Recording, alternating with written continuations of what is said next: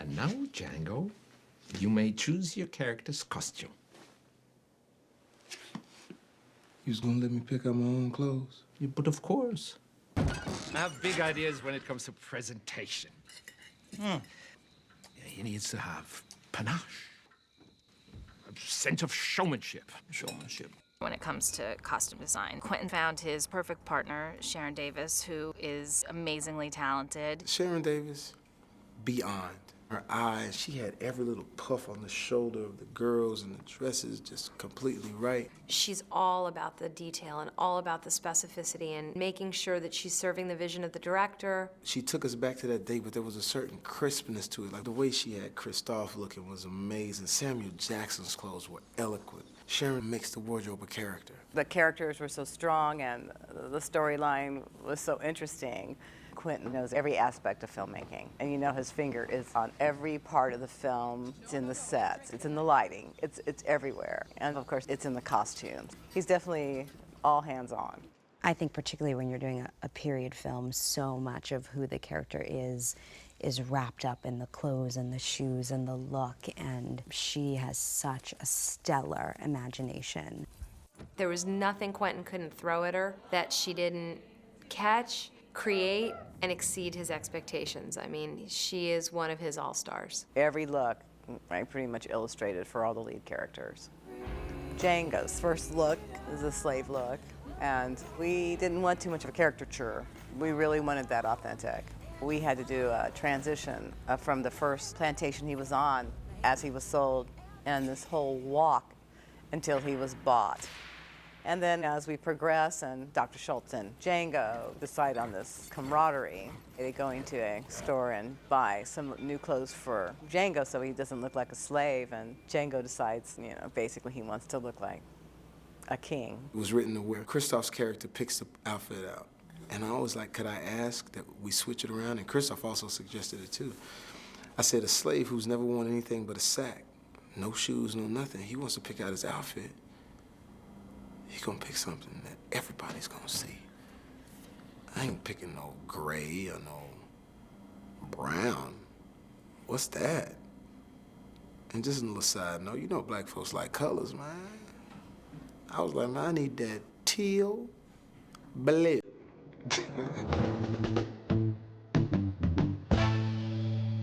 His name's he had a horse on the countryside. Quentin was absolutely right when the girl was looking at the clothes. You know women are. Didn't you hear him say you ain't no slave? So you really free? Yes, I was free. You mean you want to dress like that? So that's why whenever we do get married or get a girlfriend, they always change. They go through our closet. Why don't you wear this? Well, you mean you don't like the chartreuse maroon? Chartreuse is it's chartreuse.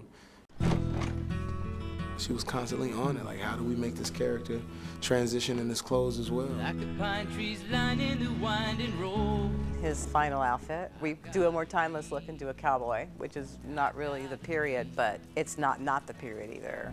Because in the far west, there was prairie look. It just wasn't popular in the South. But that's what Django decides he wants to be in. Good morning, innkeeper. Christoph's my favorite. After this whole show, I'm still excited to see what Christoph's gonna wear. The parameters on Dr. Schultz was he can only wear shades of gray. That's accurate. But gray is a big family, which is kind of cool. Gray is not one color. Gray is endless variations in connection with the texture and the weave and the directions and the layers and all of that. It's marvelous. She's a fantastic designer. Christoph can wear clothes like no one's business. You know, Christoph can really wear clothes. It doesn't really matter. You know, he can handle anything. I'm Dr. King Schultz. This is my horse, Fritz. I think his hat was the longest project of ours for Christoph, the perfect hat. We didn't really want it to be European. Sure that's him? But we didn't want it to be Northern, so we actually morphed a hat. It's a combination of a derby and a Western hat. And it made him the bounty hunter he needed to be.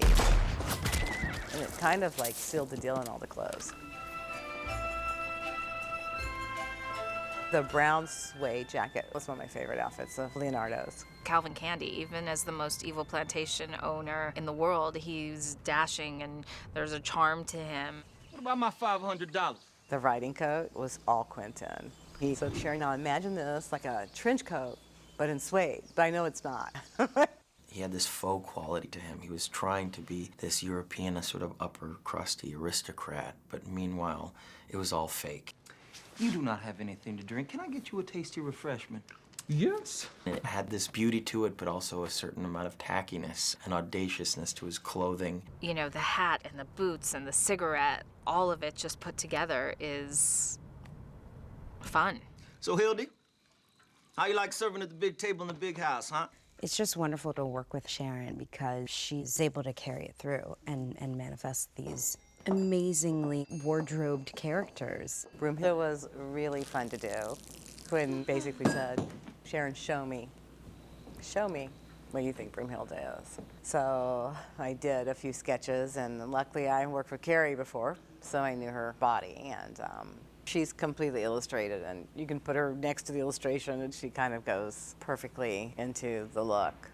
Quentin at the beginning gave me a few ideas of how Django would see Broomhilda in visions. Like when he's going to Candyland, she's in a yellow pier dress that's from the early 1800s, just walking like the sun. And that just was like a ray of hope. It didn't really fit in the movie, but that's what Django's seeing. You know, she's a vision. Sharen is just so intuitive, and she knows how to make you look your best. And she had a lot of fun putting Mogi together. Good to see you again, Mr. Mogi. Oh, Mogi. He was so fun. Oh, this is the one-eyed Charlie I've heard so much about. Yes. Quentin was there the whole time while we were creating Mogi. Quentin talked to Sharen about the fact that he wanted to keep the palette for this character in lightness all the time. Just like he wanted Kristoff in all gray, he really wanted Mogi in beige, with a little bit of color, just all beige. So that's kind of how we came up with his look. Get free man Django here whatever he wants. And I'll have sweet tea and bourbon. Sharen ranks up there with the best, and everything that she does helps bring my character to life. You don't wear a hat in the house, white man, even I know that.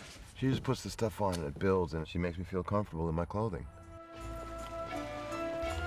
Have we seen beautiful period costumes in other movies? Yes.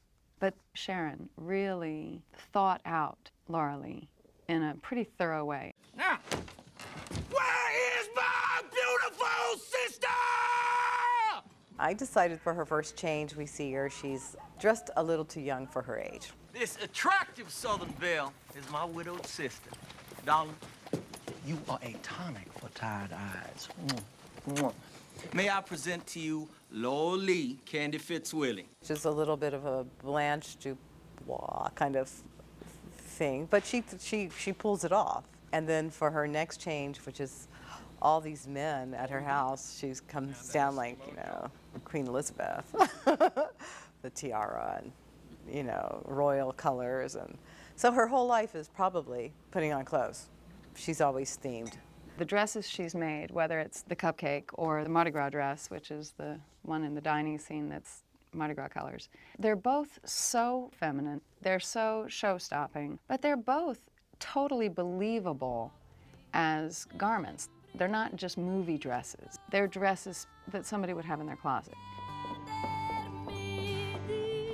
She put this outfit on, walked on set, and I immediately knew who Billy Crash was. You better listen to your boss, white boy. Oh, I'm gonna go walking in the moonlight with you. You wanna hold my hand? He just became this amazing character. He's the best dressed of all the overseers I've done. I mean, because I've put so much into making 90 guys look different. They have one or two costumes, and I have to make them individuals, and that's the biggest challenge I've ever had to do. The extras felt very well taken care of. It was a hard subject matter for them as well, and Sharen did a really good job of making everybody feel really comfortable. This is a difficult period piece. There's a lot of heavy costuming for a lot of people, and she's doing it like it's a walk in the park. Some wear jackets, some wear vests, some wear shirts, some wear double shirts.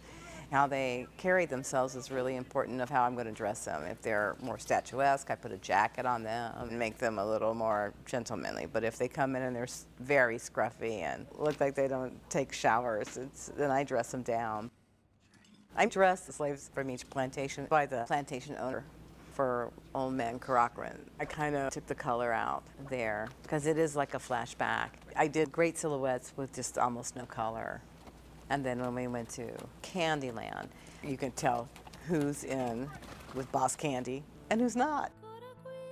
The slaves that are with them are dressed amazing, and then the ones way out in the field are really rough, and then the Mandingos are showing off their body, you know, basically.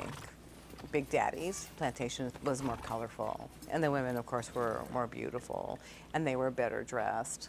And even the people in the fields just seemed a little happier.